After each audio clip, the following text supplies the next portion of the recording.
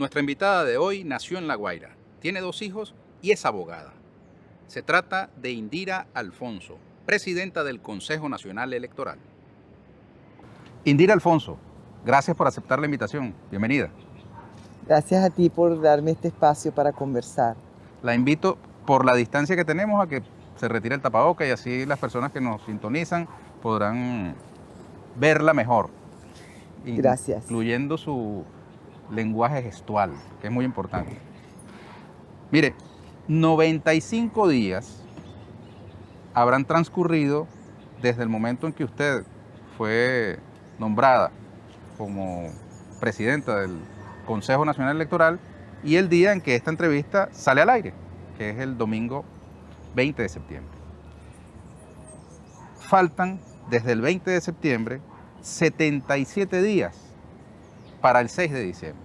Es decir, ha transcurrido más tiempo que el que falta para la concreción de ese proceso electoral que ha sido puesto en las manos de usted y un conjunto de rectores de la institución a la que le corresponde ahora presidir. Son 2 meses y 16 días los que faltan. ¿Cómo va la organización de ese proceso? Excelente. El cronograma electoral es una ruta total y absolutamente consolidada en el tiempo que permite a la institución desarrollar las distintas fases que se constituyen o construyen esa cadena de confianza para el sistema electoral llevar al día 6 de diciembre, en este caso, es cuando elegiremos los diputados y diputadas a la Asamblea Nacional en condiciones óptimas, eficientes y eficaces. ¿Qué falta?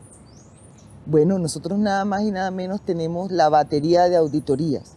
Las 14, hay exactamente 16 auditorías en el proceso electoral. Antes, en el propio evento y luego del evento, en la que participan no solamente los electores y electoras, participan también las organizaciones con fines políticos que participan, los observadores nacionales y el acompañamiento internacional. Dado este acompañamiento internacional en varias personas o personalidades. Tenemos instituciones que tienen la experticia electoral y que son invitadas a participar para que den fe de todo y cada uno de los procesos que son auditados, tanto el sistema como el software, el hardware, la propia consolidación de la máquina de votación, la propia trayectoria de ese proceso que garantiza que un elector, un voto, que está encriptado, consolidado y solamente puede ser auditado por las partes intervinientes en el proceso. Usted habla de condiciones óptimas, pero puede haber condiciones óptimas en medio de una pandemia y con las dificultades que hay en el campo del suministro de gasolina, por ejemplo, que ha sido argumentado por quienes están planteando una suspensión o postergación de ese proceso. Bueno, la variante de la pandemia al proceso electoral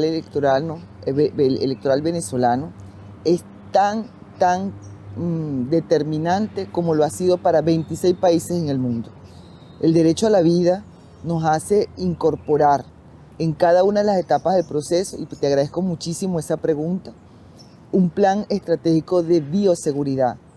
Parte de las políticas del Estado venezolano, que están total y absolutamente apegadas a los lineamientos de la OMS y de la Organización Panamericana de la Salud, con un acompañamiento del Ministro de la Salud, del Instituto de Higiene y del IBI, para que cada una de estas etapas del proceso, que ese cronograma que ya estamos conversando, que son fases consolidadas en el tiempo, que optimizan el proceso, hoy estén impregnadas de bioseguridad, de protocolos biosanitarios, no solamente para los funcionarios y funcionarios que hacen vida en el Consejo Nacional Electoral, sino también para todos y cada uno de aquellos que solicitan algún requerimiento en las instituciones y con especial referencia en este momento electoral para todas y cada una de las actividades que hemos llamado aglomeraciones de personas. Entre ellas está por lo menos la auditoría del sistema automatizado de postulaciones, que la vimos como hecho público y notorio en el día pasado, que luego trajo como consecuencia y que las organizaciones políticas fueran a llevar sus postulaciones al propio Consejo Nacional Electoral. Ahí vimos cómo guardamos el distanciamiento físico, cómo exigimos el uso de tapaboca, cómo dotamos de alcohol y de otros elementos biosanitarios a cada uno de los participantes. La salud, el resguardo, es nuestra premisa. Entonces hemos impregnado, yo le he llamado una auditoría más, una auditoría constante. Y es que todos y cada uno de los que participamos en este momento electoral estamos protegidos por la bioseguridad. Una especie de auditoría sanitaria. Es correcto, una auditoría sanitaria. Vamos a volver sobre el tema de la auditoría y los detalles de organización del proceso electoral, pero le mencionaba que entre los argumentos que quienes presionan por una suspensión de ese proceso electoral para el que faltan 77 días, está el tema también de la gasolina. ¿Cómo lo ven ustedes desde el Consejo Nacional Electoral? Es un reto. Nosotros no podemos dejar de desconocer o ocultar, porque sería irresponsable de nuestra parte, que es un reto, es una dificultad que está ahí, es una dificultad país. Hay distintos factores, ya sabemos que son políticos, económicos, que han colocado en este momento la situación de la movilización de los venezolanos a una condición adicional, que es el tema del suministro de combustible. Sin embargo, nosotros hemos trabajado de la mano de PDVSA y del CEOFAN, que forma parte del Plan República, históricamente siempre ha sido así, y hemos previsto un plan de abastecimiento de combustible para todas y cada una de las autoridades que forman parte de este despliegue en el proceso electoral. Igualmente estamos conversando con las organizaciones políticas para ver cómo las podemos apoyar, porque sabemos que la movilización de ellas también se hace determinante, sobre todo en sus candidatos y candidatas. Entonces, si estamos todos trabajando en procura que las dificultades que tenemos sean superadas con la buena voluntad o la suma de voluntades, y creo que estamos bien encaminados. Con respecto a la pandemia, ya te lo comenté, nosotros no estamos haciendo algo diferente a lo que han hecho 26 países en el mundo, que tienen que atender la demanda social de cumplir con los derechos políticos, con el ejercicio de derechos políticos, en este caso el derecho al sufragio y el derecho a la participación, además con el mandato constitucional. Ya vamos a volver, como le decía, sobre las particularidades del proceso electoral, pero le corresponde a usted nada más y nada menos que dirigir el organismo en torno al cual girará el proceso electoral del 6 de diciembre, que tiene, digamos, al mundo entero con los ojos sobre Venezuela. Hay un conflicto internacional en el que Venezuela permanentemente es mencionada y se ha vuelto, digamos, cotidiano que nuestro país esté en la agenda geopolítica mundial. Y nada más y nada menos, a usted le corresponde tomar las riendas del Consejo Nacional Electoral y emprender la organización de este proceso con los demás rectores. El país necesita conocerla, usted como árbitro. Y yo he estado indagando sobre Indira Mayra Alfonso Izaguirre, ¿verdad? Ustedes me dicen, nació en La Guaira, pero no apoya a los tiburones de La Guaira, es del Magallanes. ¿Eso por qué? Todo lo sabes. Bueno, porque mi mamá era magallanera y entonces, bueno, nada, nosotros aprendimos a respaldar al Magallanes, pero hoy mi corazón está como compartido, porque mis hijos ahora son de los tiburones. Entonces, bueno, está compartido entre el Magallanes y tiburones. Ajá. Y usted es abogada, pero primero empezó a estudiar medicina. Sí. ¿Y qué pasó? ¿Por qué cambió de uno a otro oficio? Yo creo que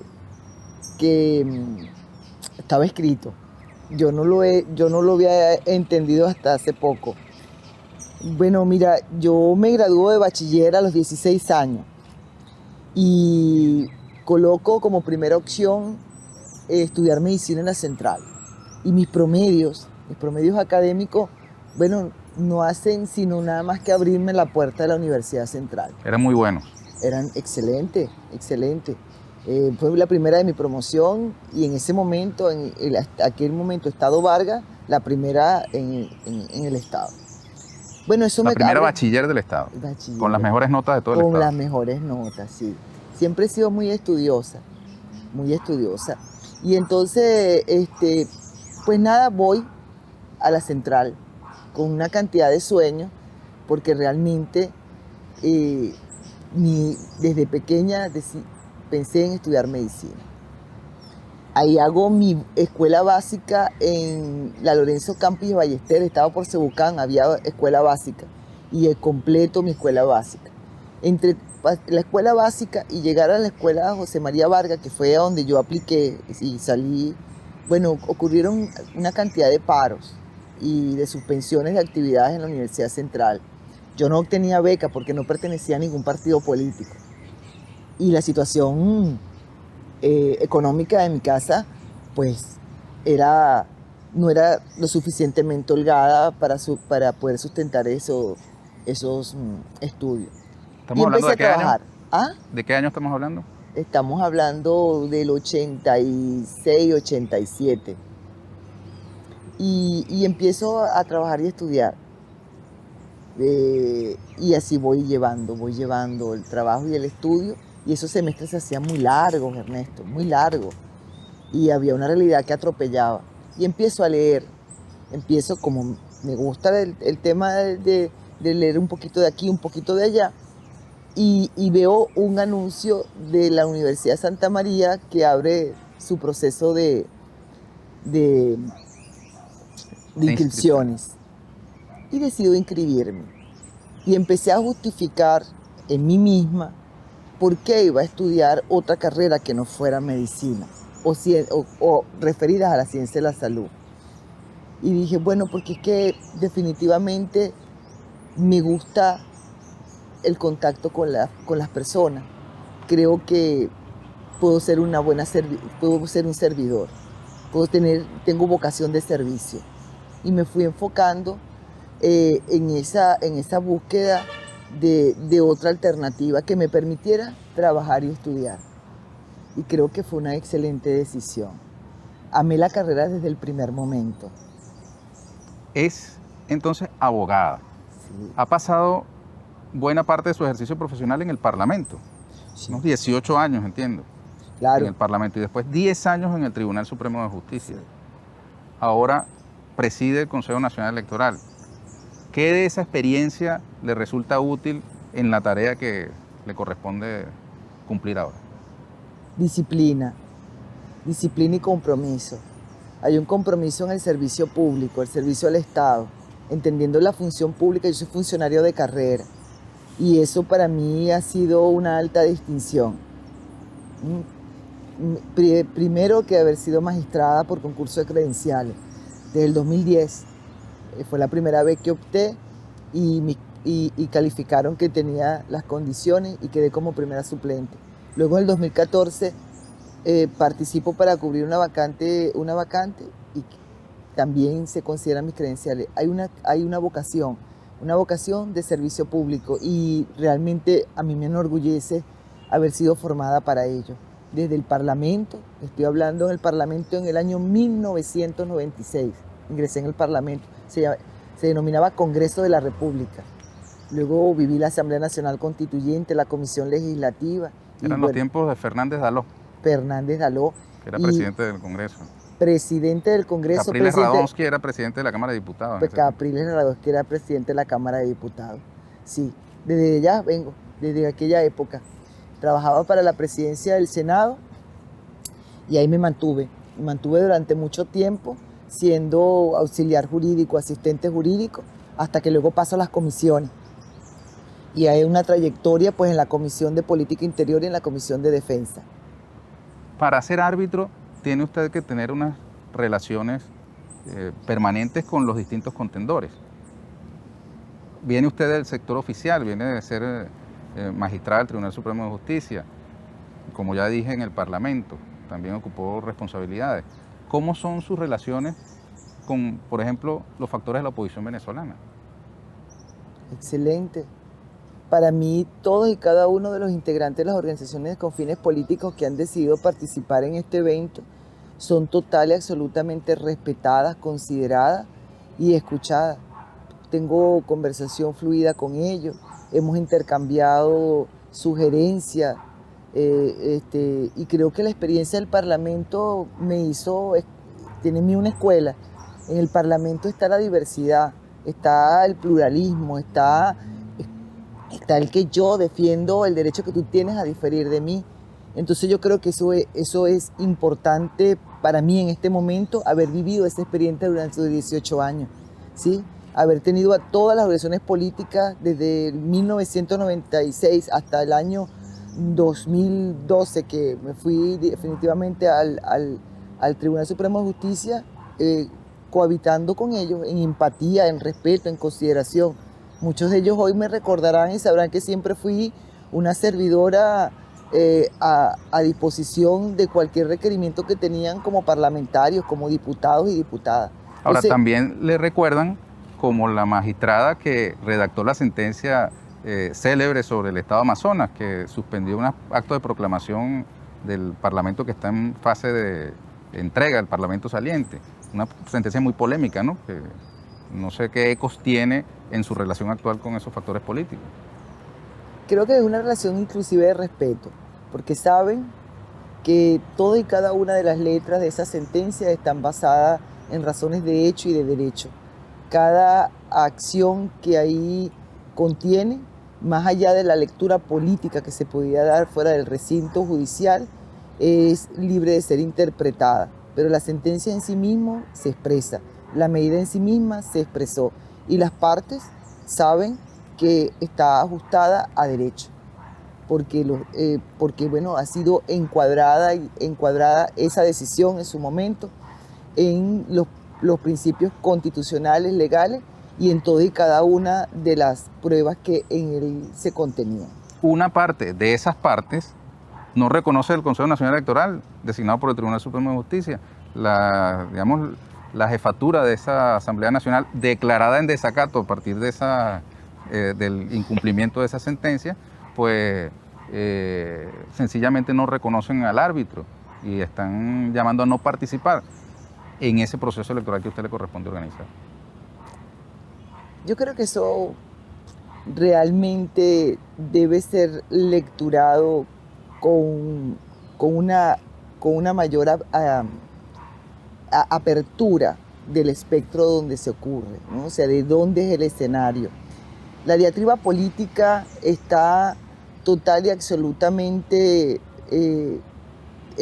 expresada no solamente en quienes pretenden desconocer, sino también vamos a darle espacio a los que la reconocen, a los que reconocen el canal y la ruta democrática que se ha trazado y que tiene un apoyo de más del 90% de los partidos políticos que están registrados y habilitados en el Consejo Nacional Electoral.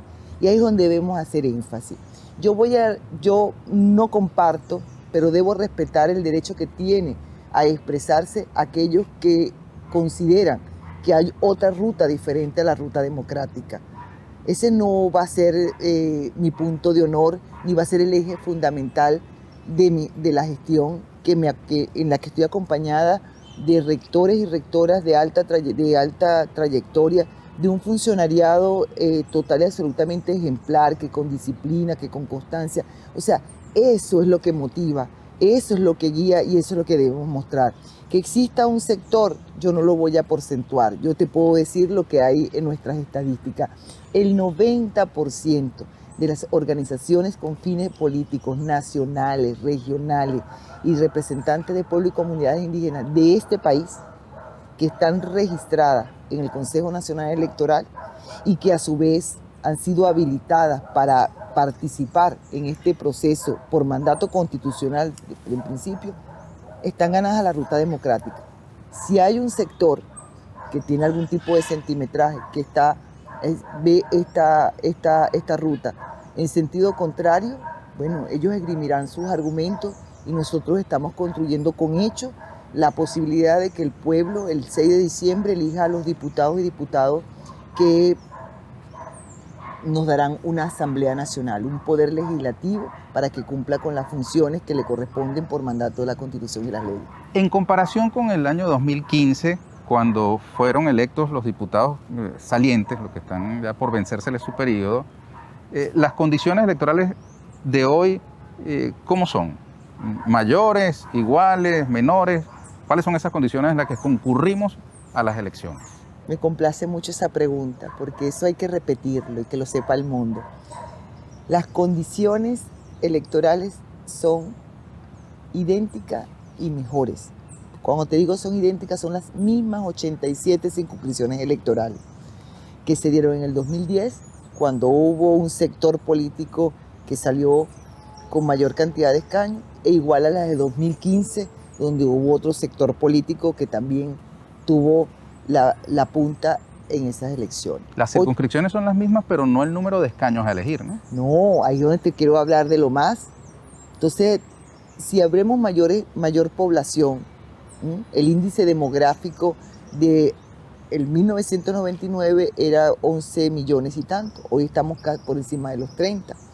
La Sala, en su sentencia 068, mandata a este Consejo Nacional Electoral, que en temporalidad para que realice estas elecciones, le dice que revise ese índice demográfico para que ese sistema paralelo que establece la propia Constitución logre un mayor equilibrio entre la proporcionalidad y la nominalidad, es decir, entre el voto lista y el voto nominal. Entonces ocurre, ¿verdad?, que aunque tenemos las mismas 87 circunscripciones electorales, se toma como referencia el índice demográfico y se aumenta un 67% los escaños, los parlamentarios y parlamentarias que podrán hacer vida en esa Asamblea Nacional. Entonces tenemos de 167, pasamos a 277 diputados y diputadas. Esta pandemia influye en el mecanismo habitual de las elecciones. Los derechos políticos al sufragio y la participación están cohabitando en este momento, están con el derecho a la vida. Ese derecho a la vida en este momento de pandemia nos obliga a protocolos biosanitarios, a la revisión de cada uno de las fases del cronograma electoral y del propio momento electoral. Hemos hecho dos evaluaciones total y absolutamente serias y acompañadas por autoridades biosanitarias del país. Una de ellas es a la infraestructura electoral, al catastro electoral, es decir, a las edificaciones donde funcionan los centros de votación, que sabemos son las escuelas. Eso lo estamos haciendo junto con el Ministerio de Educación, para revisar que estén dadas las condiciones para que se guarde el distanciamiento y para que circule el aire, para que circule ese aire que nos permita que esas mesas, cuando sean instaladas, no estén en sitios total y absolutamente cerrados. Ese estudio debemos tenerlo en las próximas semanas para definir y para informar a las organizaciones políticas y a los electores y electores cuáles son los centros que han quedado definitivamente habilitados por razones biosanitarias. Luego estamos hablando... Perdón, cuando un centro no sea habilitado, ¿será trasladado a otro lugar? Claro, lo nucleamos, lo que se llama nuclear, o sea, por supuesto en la misma circunscripción electoral, el mismo municipio. Luego, por ejemplo, las mesas podrían funcionar en espacios abiertos, es ¿no? Correcto. En lugar de ser dentro de los salones. Todo eso lo estamos total y absolutamente construyendo en tiempo real. Okay. Porque si bien hemos hecho en los últimos tiempos, esta sería la elección número 25, lo que podemos decir es que es la primera que hacemos en pandemia. Y creo que debo partir una lanza en favor de los funcionarios y funcionarios del Consejo Nacional Electoral, no dejo de reconocer, porque han puesto todo su conocimiento a disposición y el personal de enlace del Ministerio de Salud que nos está acompañando constantemente. Tenemos ya el diseño de la herradura electoral para hacer el ejercicio. Ya ¿Se mantiene la herradura? Claro, pero con protocolos biosanitarios. Entonces hay un distanciamiento, hay elementos como el alcohol, la puesta de los documentos como el documento de identidad no van a ser tocados por el funcionario, sino colocados en un portacédula, los bolígrafos para firmar el cuaderno de votación, cómo vamos a hacer para hacer el trabajo en la máquina. Todo eso lo tenemos ya casi a término. Vamos a trabajarlo también con las organizaciones políticas y vamos a mostrar a través de nuestro portal web a los electores y electoras todo este proceso de bioseguridad en el proceso de votación. Pero el tarjetón es electrónico, ¿verdad? Sí, la máquina, esta solución tecnológica que me gustaría conversar un poco sobre ella, está ella toda integrada, es un sistema integrado. No vas a tener el tarjetón aparte y la máquina para seleccionar. ¿Son máquinas completamente distintas a las que usamos antes? Sí, son máquinas distintas, es una solución tecnológica integrada. Ahora, eso no se decidió en este momento, ¿no? No. No, eso es importante también decirlo. Quería completarte antes, Sí, antes adelante. que se nos vaya el hilo de lo que me hablaste de las 2 días. Ujú. ¿Por qué nos planteamos los 2 días? Por los espacios, pero por los espacios físicos que estamos evaluando y por la cantidad de afluentes, de la afluencia al centro de votación. Sin embargo, nosotros podíamos estar hablando de 2 días, de 24 horas, de 18 horas, de 12 horas. Eso sí, eso lo vamos a definir en lo inmediato, mucho antes de que se dé el momento electoral para que todos lo conozcamos. Pero ¿por qué estamos hablando de condiciones en el tiempo y de condiciones en la infraestructura? Porque hay protocolos biosanitarios que debemos cumplir y que debemos garantizar para que la motivación a la participación tenga una garantía más este proceso, que es la garantía de que su salud es nuestra prioridad y que nosotros no generaremos en ningún momento un riesgo que usted vaya a ejercer su derecho a la participación. Cuando hablamos de la Hay un plazo, disculpe, para decidir eso. Si las votaciones van a ser en un día o dos. No, Eso no lo tienen no pautado ustedes no lo informar tenemos, en una fecha determinada. pero entendemos que es una necesidad hacerlo en forma perentoria.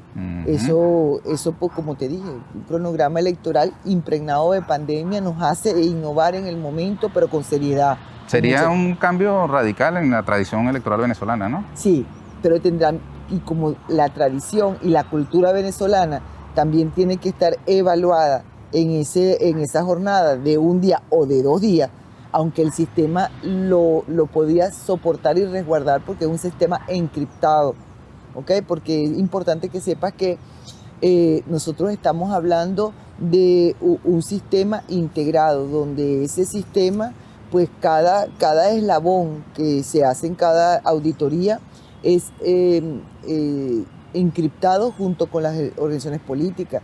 Es decir, que desmantelarlo de alguna manera o penetrarlo tendría que tener el consenso de todos. O sea, no es verdad que hay una llave mágica que lo pueda vulnerar. Cuando te habla de la solución tecnológica, que en los próximos días pues la mostraremos no solamente en su estructura, sino cómo funciona y todo el proceso de capacitación que vamos a dar a los operadores de máquinas. Debo decirte que esa adquisición de un nuevo parque tecnológico estaba ya pensada por la institución, pues porque como toda tecnología necesita ser renovada en el tiempo para colocarse a tono con los nuevos avances por rapidez, fluidez, confiabilidad, etc. Para el año 2018 ya se estaba hablando del tema y empezaron a evaluarse algunas opciones. En principio se hizo una procura de un número como para incorporarlo al siguiente proceso electoral que se avecinaba, que es este en el que nos estamos preparando. Lógicamente, debo hablar de un tema que, bueno, es del dominio público, el tema de las sanciones y el bloqueo, el flujo de los recursos para poder adquirirla en sus partes y en su componente integral, pues se dificultaba muchísimo en ese año 2019. Y ocurre dos situaciones que agravan la situación. Una de ellas es el incendio en el galpón de Mariche, donde se pierde no solamente las máquinas de votación, sino toda una cantidad de material electoral que, bueno, que genera una especie de sismo en el propio Consejo que hace que la procura se haga una nueva procura para completar el parque tecnológico. ¿Cuántas máquinas se perdieron en ese incendio? Ahí se habla aproximadamente de más de 20.000. Que se quemaron todas, imagino. Sí. ¿Y las causas de ese incendio han sido determinadas? Bueno, las autoridades, los expedientes que tenemos, que nosotros recibimos, aunque es una investigación que todavía está abierta, indican o van dirigidas a evaluar la intencionalidad, es decir, que pudo haber sido provocado. Sabotaje, diría. Sí. Ahora, la respuesta ante eso es comprar más máquinas. Se compraron más máquinas, sí, de las nuevas. De las nuevas, y viene la pandemia. Entonces la dificultad de los traslados el corredor aéreo restringido, el bloqueo económico, el transporte en barco nos ha hecho que las máquinas lleguen en muy pocas cantidades, pero sí garantizamos, ya lo hemos conversado con la empresa a quien se le adjudicó esa responsabilidad y lo hemos ido revisando. Es constantemente, bueno, las máquinas van a estar aquí en su totalidad para el momento electoral, para que sean, ya tenemos un grupo importante que va a permitir darlas a conocer las organizaciones con fines políticos, para que hagamos ese video didáctico, pedagógico, para que aprendan los operadores a manejarla, para que el público en general la conozca y se familiarice con ella. Es como cambiar de un teléfono de una generación a otra generación. Okay. Va a ser sumamente amigable. Ya nosotros los rectores hemos tenido contacto con la máquina y realmente es un avance, Ajá. Estábamos hablando del protocolo de bioseguridad sanitario y sabemos que ahora tenemos que tocar el botón del ascensor con el codo. ¿Seguiremos votando con el dedo? Sí. ¿Cómo se hará para que eso no sea un mecanismo de propagación del virus? Hay un punto de alcohol, o sea, primero estamos diseñando cuando usted llega al centro de votación. Cuando usted llega al centro de votación se verifica que usted tenga su tapaboca, ¿ok? Nadie podrá votar sin tapaboca. Nadie podrá votar sin tapaboca. No puede haber ningún funcionario del Consejo Nacional Electoral, ningún miembro de mesa, ningún testigo de los partidos políticos, ningún funcionario del Plan República que no tenga el tapaboca, porque eso violenta inmediatamente el protocolo biosanitario que tenemos 12. Después se los van ustedes a poder observar en la página completa. O sea, hay esa primera entrada donde usted pasa y estamos evaluando si lo hacemos con una cabina de desinfección, estamos hablando de 14.000 centros de votación, o lo hacemos manualmente, para que usted vaya pasando y haga su fila con distanciamiento físico. Luego usted entra a la herradura. En esa herradura usted lo primero que va a hacer es que le vuelven a colocar alcohol en sus manos, ¿ok? Con el distanciamiento al funcionario. Usted no le va a entregar la cédula a su funcionario, usted coloca la cédula en un dispositivo para que el funcionario pueda verificar sus datos. Ya sus manos están impregnadas de alcohol, usted puede utilizar el lector de la huella, le vuelven a colocar alcohol, usted tiene que esperar y entonces va usted a tocar en la solución, en la máquina, la opción que usted ha decidido que sea su voto. Pasa y va a otro punto, que es cuando va al cuaderno de votación, va a coger un bolígrafo de un sitio que están los bolígrafos desinfectados. Firma que votó y coloca en un depósito ese bolígrafo. Ahí no hay contacto. ¿La tinta indeleble?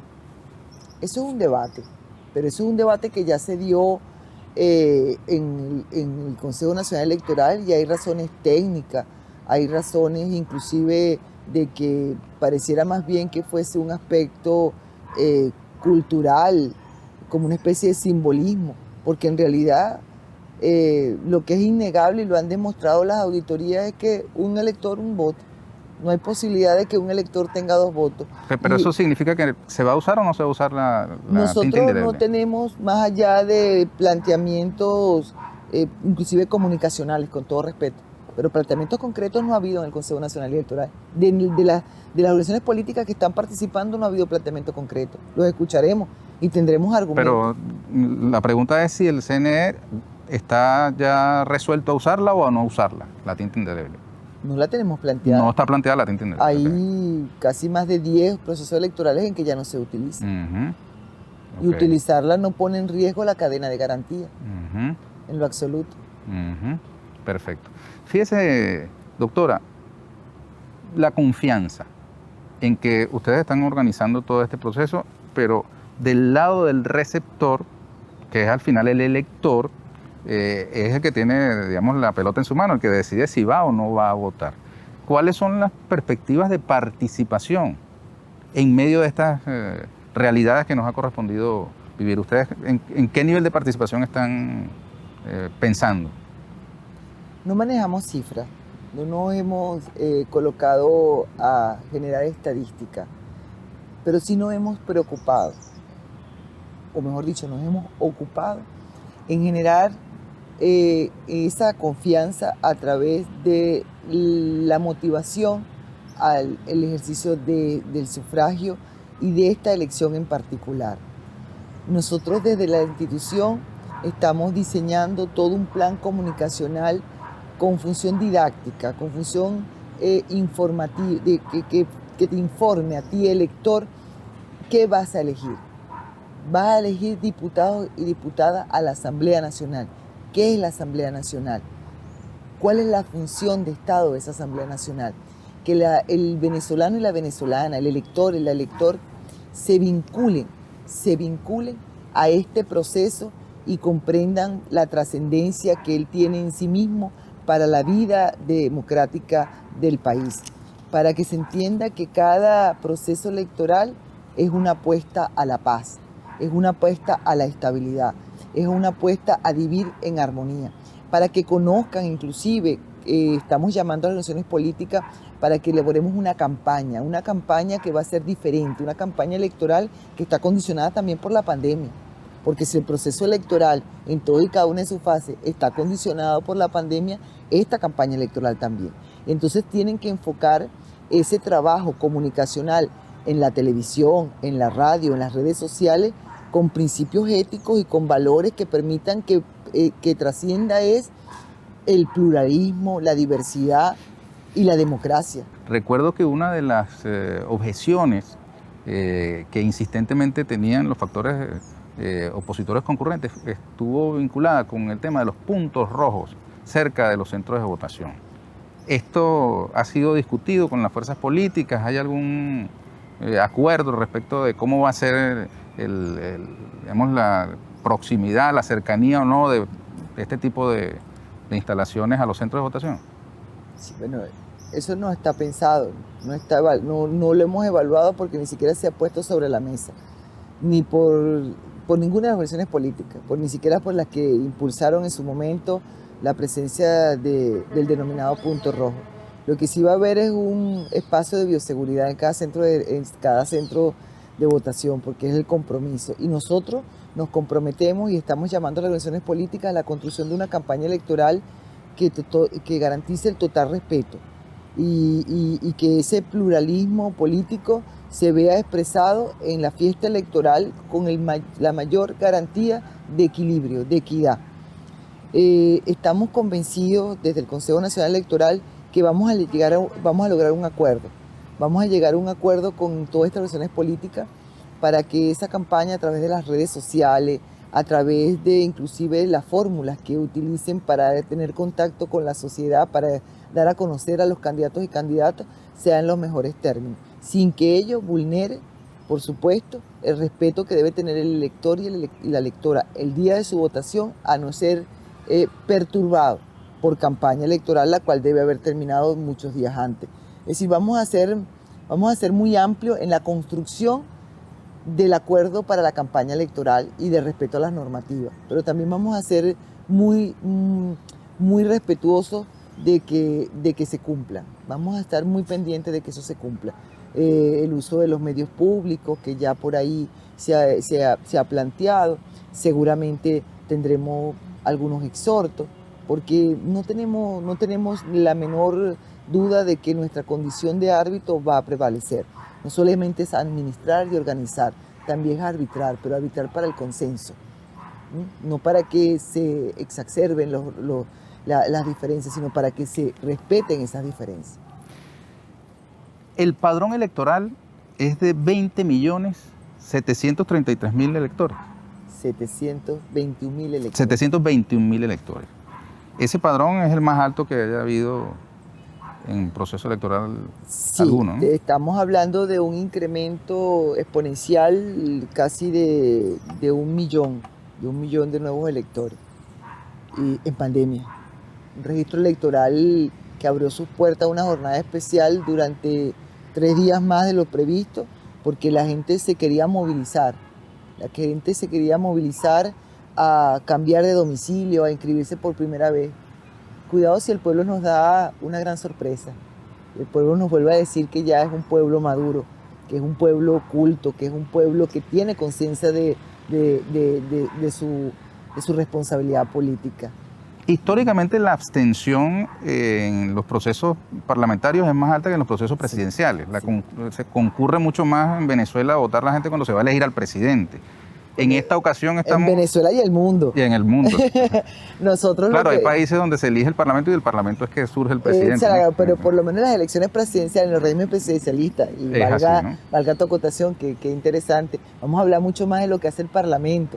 Creo que los medios de comunicación tienen una gran responsabilidad en mostrarle al país lo que significa la Asamblea Nacional, el Poder Legislativo, lo que significa esta votación. Ese es un llamado que también estamos haciendo del Consejo Nacional Electoral, porque la información tiene que ser privilegiada para el pueblo, para el que te escucha, para el que te lee, para el que enciende su televisor, para el que enciende su radio, para el que se mete en internet. Ese es el gran reto que tenemos. Y creo que tiene que ser, ahí tenemos que sumar voluntades para motivar a la participación. ¿Por qué? Porque históricamente nosotros sabemos que la motivación a unas elecciones parlamentarias y las regionales, gobernadores y alcaldes, no es igual. Ay, no, bueno, nada, ya sabemos quién va a ganar. En cambio, las presidenciales como que llaman a elegir al gran padre, al pater familia, pues, ¿no? Y entonces hay como una mayor motivación. Pero en esta... vuelvo y te repito, creo que hay dos factores que a lo mejor tienen que ver con beneficios de la pandemia, aunque suene contrario. Primero, que hay una mayor concentración en lo que está ocurriendo porque tienes más tiempo para leer y para observar. Entonces los medios de comunicación se convierten en un factor determinante para transmitir. Para transmitir, ven a participar. No solo invoques tu derecho al sufragio, ven a ejercerlo. ¿Sí? Porque ahí contribuyes a la democracia y le vamos a mostrar desde el Consejo Nacional Electoral, y quiero que sepa que hay una suma de voluntades de los poderes públicos a quienes pedí una convocatoria con el debido respeto y nos reunimos y todos dijimos sí, vamos a colocar a disposición nuestras plataformas comunicacionales para mostrar no los candidatos, eso es una actividad de los partidos políticos y ellos harán su trabajo. Y nosotros los acompañaremos a que lo hagan dentro de los parámetros establecidos. Nosotros vamos a construir la plataforma comunicacional al servicio del elector y de la electora para motivarlos a la participación y para mostrarles por qué es lo que está o qué es lo que va a ocurrir el 6 de diciembre. El 6 de diciembre vas a elegir a tus diputados y diputadas a la Asamblea Nacional y vas a conformar el Parlamento que llevará la rienda del foro político por excelencia de un Estado democrático, social y de justicia para el periodo 2021-2026. No hay nada que esté fuera de lo que este mismo pueblo que va a elegir decidió en el año 99 en la Constitución de la República Bolivariana de Venezuela. Doctora, ¿y la comunidad internacional? Ustedes han cursado invitación, ¿no? Para el acompañamiento internacional. Sí. Por los medios se conoció que la Unión Europea habría dicho que no había tiempo para organizar esa observación. También desde Europa el gobierno español dijo que si se daban condiciones democráticas podrían avalar o acompañar, no recuerdo exactamente los términos que utilizaron, ¿no? Pero hay, digamos, una perspectiva que, mira, además del protagonismo del pueblo venezolano, que es al fin y al cabo el que elige, también el protagonismo de los factores internacionales que pueden acompañar o no la legitimidad de este proceso.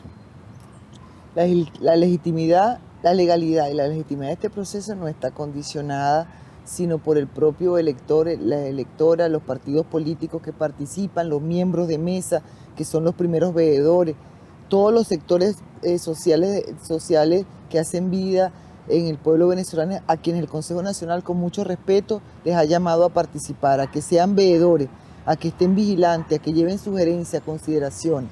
Nosotros comunicacionalmente hemos, por supuesto, hemos tenido conocimiento de estas declaraciones. Se han cursado más de 75 comunicaciones a instituciones regionales y mundiales que históricamente han sido invitadas por el Consejo Nacional Electoral para que acompañen el proceso electoral. como veedores. Igual hemos invitado a técnicos, a expertos, porque este es un sistema automatizado. Entonces aquí tenemos una carga técnica mayor. También los hemos invitado. De esas comunicaciones, estamos diciéndoles no solamente que estamos esperando que nos acompañen, sino que también comprendan que al igual que nosotros, muchos países del mundo hemos establecido herramientas tecnológicas para las auditorías a distancia, sobre todo en el caso de los técnicos, porque lo presencial está condicionado por la pandemia, porque también tenemos que tomar en consideración eso. Pero una respuesta formal de alguno de esos organizaciones multilaterales no la hemos tenido, pero en lo absoluto. O sea, hemos hecho invitaciones al Grupo de Puebla, a la Unión Europea, a la ONU, a comisiones electorales de otros países, que inclusive han pedido venir no para dar certificación o para decir si el proceso electoral venezolano va a ser certificado o no, sino para conocer de él, para aprender de él. Las puertas están abiertas. He dicho al canciller que le transmita a las misiones diplomáticas aquí acreditadas que las puertas del Consejo Nacional Electoral están abiertas. Entendemos que en este momento la movilización aérea de venir desde las regiones o de cualquier otra parte del mundo a veces puede generar dificultades. Entonces ellos pueden ser voceros, pueden ser interlocutores, pueden ser caja de resonancia. Y algunos han solicitado visitas de cortesía y los hemos recibido. La invitación es para todos y para todas. Nosotros no tenemos la menor duda de que este es un proceso de puertas abiertas, que puede total y absolutamente ser acompañado internacionalmente, puede ser observado y está siendo observado por todo y cada uno de los connacionales. Están haciendo suyo este proceso, lo están legitimando constantemente cada vez que participa en la construcción del registro electoral, en la auditoría del sistema de postulación y postulando más de 14.000 candidatos. Hay más de 14.000 candidatos y candidatas para la gesta electoral. Entonces, todo está ahí colocado. Sabemos que hay algunos condicionamientos políticos internacionales. No podemos nosotros fijar una posición más allá de seguir construyendo la ruta, demostrando con hechos, trabajando. En el plano internacional, siempre Venezuela ha argumentado en las 24 elecciones anteriores, ¿verdad? Esta es la número 25. Sí. Que el sistema electoral venezolano es el más auditado del mundo. Hay un conjunto de auditorías previas, en caliente, posteriores, que se llevan a cabo. ¿Cómo afectan las condiciones de pandemia a la auditoría? La auditoría o las auditorías pueden hacerse también mediante mecanismos tecnológicos remotos. ¿Cómo es eso? Sí. Al igual que como te estaba comentando que hemos revisado la herradura, que es el momento de votación, la infraestructura electoral, pues también teníamos que revisar cómo íbamos a hacer esas auditorías, donde anteriormente traíamos expertos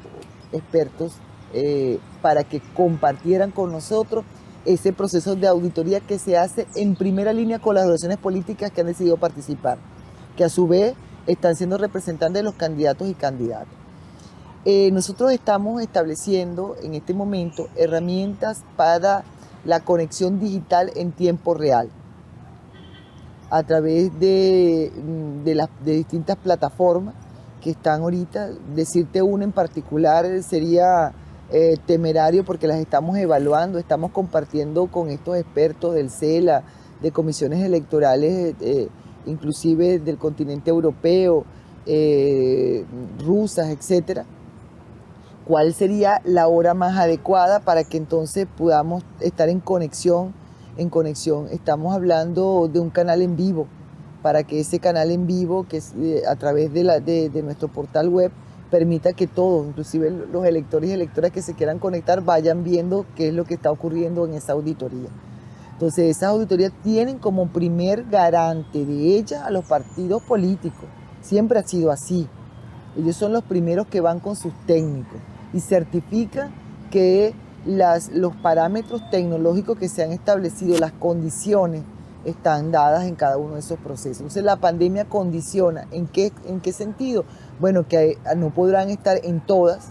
Por ejemplo, hay una el 5 de octubre. Y dice el INAC, hasta el 12 nos mantenemos cerrado el corredor aéreo. Entonces el 5 de octubre tendremos que colocar a disposición plataformas online que permitan en tiempo real a las personas que hemos invitado, a los expertos e instituciones, conectarse con nosotros. Pero las organizaciones políticas van a estar ahí. Anteriormente se hacían en sitios cerrados, Ernesto. Estas auditorías este año las vamos a hacer en Plaza Caracas. Quizás la carpa va a estar antes de lo que ha estado siempre prevista, para que sea un espacio donde circule y te podamos guardar el distanciamiento. Doctora, ya estamos por terminar. Imagínese que en esta cámara que está aquí hay una persona escuchándola que está dudosa de si ir o no a votar este 6 de diciembre. ¿Qué le diría usted para convencerla? Es tu derecho, es tu país, es la democracia. Elegir al Parlamento, a sus diputados y diputadas, es el ejercicio protagónico más directo. Ahí va a estar tu representante de tu región, de tu estado. Ven, es tiempo de elegir, es tiempo de consolidar esta hermosa democracia, este estado de justicia y derecho. Nuestra voluntad tiene que estar impregnada de paz, de fe y de esperanza. Ser venezolanos es alegría, ser venezolano es ser demócratas por excelencia. Y bueno, el CNE es Venezuela, el CNE está al servicio de todos y cada uno de ustedes, y el pueblo tiene que ejercer su derecho para darse el parlamento que se merece. Muy bien, doctora, le agradezco muchísimo. ¿Quiere usted agregar algo? Que te doy las gracias y que espero que seas portavoz de la buena voluntad de una familia ceneísta comprometida, de que esta misión que nos ha sido encomendada la hacemos con mucho amor. La hacemos con mucho amor y con una gran dificultades. Dificultades como ya le hemos mencionado en tu programa. Tenemos dificultades país que han impregnado este proceso, pero que hay una gran voluntad y que el ejercicio democrático del próximo 6 de diciembre, donde elegiremos a nuestras diputadas y diputadas, dará una demostración nacional y en el mundo de que esto es un pueblo heroico, esto es un pueblo que quiere vivir en paz y en democracia, y seguro que lo vamos a lograr. Y ustedes, los comunicadores sociales, nos van a ayudar muchísimo a motivar esa participación. Gracias y que Dios te bendiga. Amén. Gracias a usted. La invito a ponerse el tapaboca para yo retirarme el mío y poder entonces agradecerle a quienes nos han sintonizado e invitarlos a una nueva oportunidad aquí con Ernesto Villegas, siempre con muchísimo respeto por ustedes. Hasta la próxima.